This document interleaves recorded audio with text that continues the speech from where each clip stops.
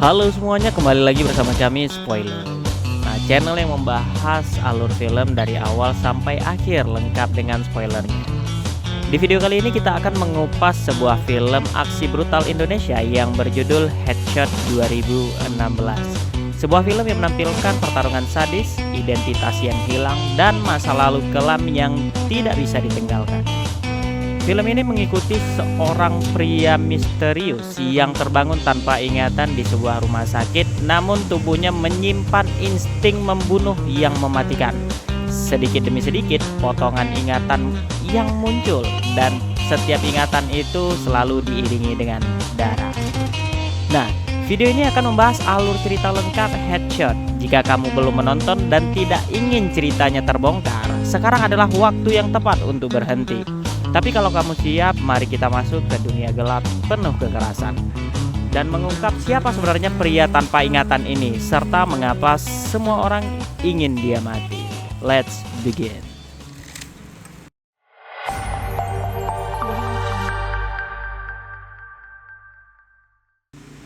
Film dimulai dengan seorang narapidana yang nekat memberontak terhadap sipir penjara.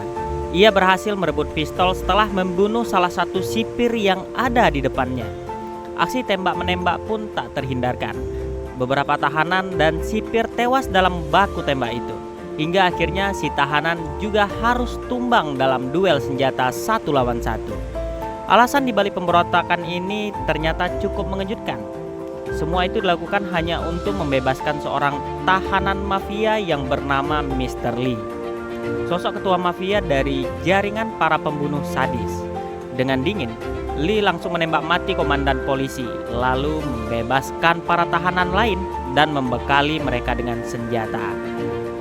Lee bukan hanya kejam, tapi juga cerdas. Ia tahu polisi pasti sudah menunggunya di luar. Benar saja, begitu keluar, barisan polisi sudah siap mengepung. Baku tembak pun kembali pecah. Puluhan polisi dan tahanan meregang nyawa. Hingga akhirnya yang tersisa hidup hanyalah Lee semata. Dari sinilah film benar-benar dimulai. Adegan berpindah ke seorang nelayan bernama Pak Romli. Saat sedang melaut, ia menemukan seorang pemuda tergeletak di pantai dalam kondisi mengenaskan. Pemuda itu kemudian dibawa ke rumah sakit dan dirawat oleh seorang dokter cantik bernama Aileen. Karena tak menemukan identitasnya, Aileen memberi namanya Ismail. Luka-lukanya parah, tusukan pisau, tembakan, bahkan peluru di kepalanya. Ia koma selama 2 bulan sebelum akhirnya sadar. Namun, peluru di kepala itu membuat kehilangan ingatan. Ia tak tahu siapa dirinya. Sejak saat itu, ia benar-benar hidup dengan identitas baru, Ismail. Kisah bergeser ke pertemuan mafia bernama Anto dengan anak buahnya, Bondi. Anto memutus hubungan bisnis dengan Mr. Lee karena barang yang diberikan berkualitas buruk, senjata buatan Cina. Anto bahkan berencana membunuh Lee, namun rencananya gagal total. Lee datang dengan pasukannya. Dalam lift, Lee menyuruh Rika, tangan kanannya, untuk membantai semua anak buah Anto. Sementara di luar, seorang algojo bernama Besi melibas sisanya.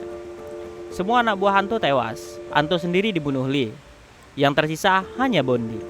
Saat ditodong pistol, Bondi mengaku punya informasi yang sangat penting tentang seorang lelaki yang ditemukan sekarat di pantai, yang tak lain adalah Ismail. Mendengar itu, Lee segera menyuruh Bondi mencari dan membawanya. Sebelum pergi, Lee menembak telinga Bondi hingga robek. Bondi datang ke rumah sakit dan memaksa Aileen bicara soal pasien nelayan itu.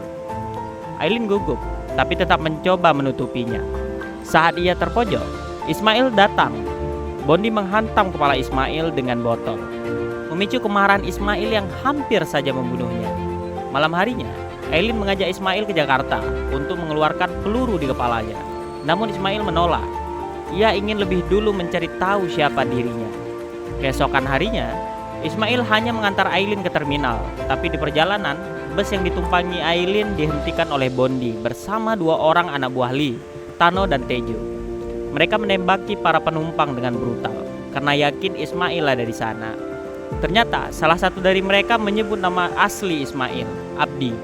Saat Aileen melihat seorang anak kecil hampir ditembak, ia berteriak bahwa Ismail tidak ada di bus. Aileen sempat menelpon Ismail minta tolong. Begitu Ismail tiba, ia menemukan bus penuh mayat. Ia berkelahi dengan anak buah Lee, lalu bus itu dibakar. Ismail nyaris tewas, tapi berhasil keluar meski Pak Romli terbunuh saat mencoba menolongnya. Polisi datang lalu menangkap Ismail. Di kantor polisi, Ismail diinterogasi. Dari sinilah sedikit demi sedikit terbuka. Ia dulunya seorang mafia, anak buah Mr. Lee, tapi ingatannya belum sepenuhnya pulih. Tiba-tiba listrik mati, seorang polisi ditusuk dari belakang, dan penyerangan itu mengincar Ismail dengan golok. Meski terborgol, Ismail melawan. Di luar ruangan, Tano dan Tejo sudah menunggu dengan senjata. Pertarungan brutal pun terjadi. Akhirnya Ismail berhasil menjatuhkan mereka. Dari ponsel Tejo, ia mendapatkan panggilan dari Lee yang memberinya lokasi markas besar, sebuah hutan dengan sumur tua.